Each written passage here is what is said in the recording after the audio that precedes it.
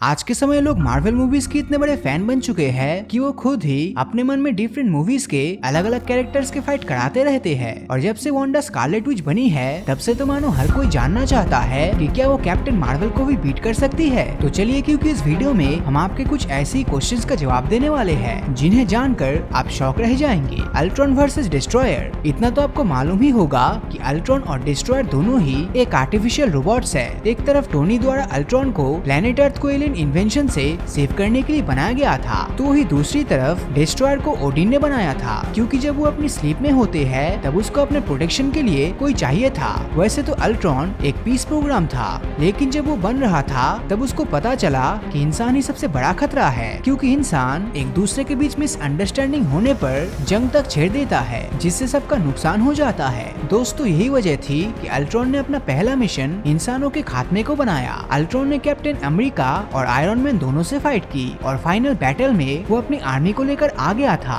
दोस्तों, अल्ट्रॉन की body vibranium से बनी थी, जिसको खत्म करने के लिए थॉर की लाइटनिंग, फ्यूजन के माइंडस्टोन की एनर्जी और आयरन मैन के रिपल्सर को कंबाइन होना पड़ा था। हालांकि डिस्ट्रॉयर के साथ ऐसा कुछ भी नहीं था, क्योंकि वो एक मैजिकल आर्मर है जिसके अंदर ना तो कोई वायर्स है और ना ही कोई सर्किट बोर्ड्स। साथ ही उसकी बॉडी उड़ू मेटल से बनी है, जो कि एमसीयू के सबसे हार्ड मेटल्स में से एक है। दोस्तों, डिस्ट्रॉयर को सिर्फ एसगार्ड का किंग कंट्रोल कर सकता है और इसके मुंह से जो बीम्स निकलती थी ये वही बीम्स थी जो ओडिन फायर करता था। इसकी ताकत का अंदाजा आप इसी बात से लगा सकते हैं कि इसने बिना ज्यादा मेहनत के फ्रॉस्ट जायंट की जान ले ली थी और सिर्फ कुछ ही मिनट्स में उसने आधी सिटी को डिस्ट्रॉय कर दिया था। तो चलिए अब देखते हैं कि इन दोनों में विनर कौन बनेगा। वेल, अगर सही तौर पे देखा जाए तो अल्ट्रॉन डिस्ट्रॉयर से ज्यादा इंटेलिजेंट है, क्योंकि वो एक प्रोग्राम है जिसके पास हर वक्त इंटरनेट से कनेक्ट होने की वजह से दुनिया भर की नॉलेज है। लेकिन यहाँ डिस्ट्रॉयर भी किसी से कम नहीं है, क्योंकि उसकी बॉडी उड़ू मेटल से बनी है, जो कि वाइब्रेनियम से ज्यादा मजबूत है और जिसे अल्ट्रॉन की बीम भी डिस्ट्रॉय नहीं कर सकती। जबकि डिस्ट्रॉयर को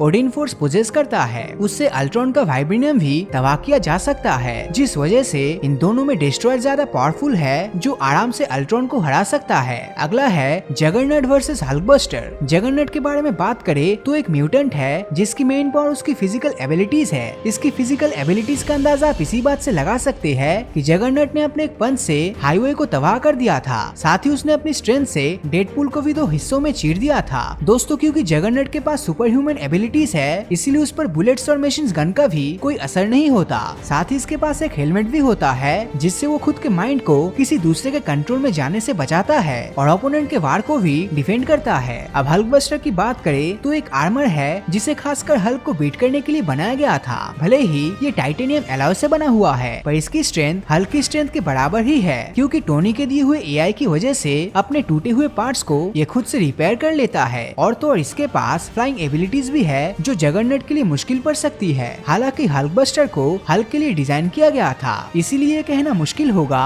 कि वो जगरनट को हरा पाएगा या नहीं। पर अगर एबिलिटी, स्ट्रेंथ और वेपन्स के हिसाब से देखा जाए तो हल्कबस्टर जगरनट को डेफिनेटली हरा देगा। Scarlet Witch versus captain Marvel. दोस्तों, इन दोनों फीमेल सुपर हीरोज में एक बात बहुत ही ज्यादा सिमिलर है, और वो और कुछ नहीं बल्कि इनकी पावर्स की सोर्सेस है, क्योंकि इन दोनों की ही अपनी पावर इन्फिनिटी स्टोन से मिलती है। हालांकि वांडा को अपनी पावर माइंड स्टोन से मिली थी, जबकि कैप्टन मार्वल को अपनी पावर टेसरेक्ट यानी कि स्पेस स्टोन से मिली थी। जहां एक तरफ माइंड स्टोन से वांडा को टेलीपैथिक और माइंड कंट्रोलिंग एबिलिटीज दी, तो वही कैप्टन मार्वल को स्पेस स्टोन ने लाइट की स्पीड से ट्रेवलिंग एबिलिटीज और एनर्जी बीम प्रोड्यूस करने की पावर दी। दोस्तों, इस स्टोन से वांडा की पावर इतनी ज्यादा बढ़ गई थी कि उसने एंड गेम में थैनोस को लगभग मार ही डाला था। और अब वो एक स्कारलेट विच भी बन चुकी है, जो कि जल्द ही एक सॉर्सरर सुप्रीम से भी ज्यादा पावरफुल बन जाएगा। खैर, टेसरेक्ट ने भी कैप्टन मार्वल की फिजिकल एबिलिटीज को बढ़ा दिया, जिस वजह से ह्यूमन बॉडी होने के बावजूद भी इसने पावर स्टोन्स के अटैक को झेल ली थी। कैप्टन मार्वल की पावर का अंदाजा इसी बात से लगाया जा सकता है कि उसने थैनोस के शिप को भी तबाह कर दिया था। अब अगर वांडा और कैप्टन मार्वल फाइट करती है, तब कैप्टन मार्वल की ड्यूरेबिलिटी और बैटल एक्सपीरियंसेस उसको एक एडवांटेज देगी। लेकिन क्योंकि वांडा स्कारलेट विच बन चुकी है, इसीलिए वो दुनिया को अपने हिसाब से बदल सकती है। इसी के साथ वो किसी दूसरे डायमेंशन पर भी जा सकती है, और अब उसकी पावर इतनी ज्यादा बढ़ चुकी है कि सिर्फ डॉक्टर स्ट्रेंज जैसे सॉर्सरर्स ही उसको टक्कर दे सकता है। इसीलिए यहाँ पर वांडा ही जीतेगी, क्योंकि वो रियलिटी को भी बदलने का दम रखती है, जिसके सामने कैप्टन मार्वल 10 में से 7 बार हारेगी। तो इन सभी फाइट में से आपको कौन सा फाइट सबसे अच्छा लगा, नीचे कमेंट करके जरूर बताना। और अगर ये वीडियो आपको अच्छा लगा हो तो इस वीडियो को लाइक और अपने दोस्तों के साथ शेयर करना मत भूलना। और अगर अभी तक आपने हमारे चैनल को सब्सक्राइब नहीं किया है तो सब्सक्राइब करके नोटिफिकेशन बेल को ऑन कर दीजिए, क्योंकि मैं ऐसी वीडियोस हर हफ्ते लाता रहता हूँ। तो मिलता हूँ आपसे अगले वीडियो में, और हमेशा की तरह थैंक्स फॉर वॉचिंग।